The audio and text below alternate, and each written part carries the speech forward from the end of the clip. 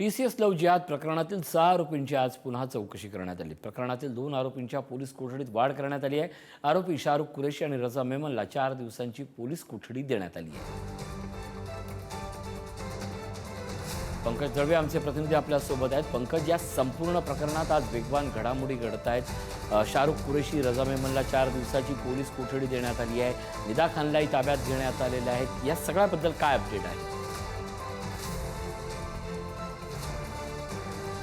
आज अख्खा दिवस ऋषी या घडामोडी TCS प्रकरणामध्ये अनेक घडामोडींचा होता। आपण म्हटलं की दोघांना जी आता पोलीस कस्टडी दिलेली आहे त्यांना एका केसमध्ये न्यायालयीन कस्टडी म्हणजे JC मिळाल्यानंतर दुसऱ्या केसचा गुन्हे दाखल करून त्यांना पुन्हा एकदा पोलीस कस्टडी चौकशीसाठी मागितलेली आहे। सगळ्यात महत्त्वाची घडामोड घडली ती निदा खानला जेव्हा कोर्टात सादर केलं गेलं त्याच्यानंतर दोन्ही बाजूंनी युक्तिवाद केले गेले। मुख्य युक्तिवाद हा तिचा गुन्हा इतका मोठा आहे का की तिला 7 दिवसाची पोलीस कस्टडी देण्यात यावी, हा युक्तिवाद तिच्या वकिलांनी केला।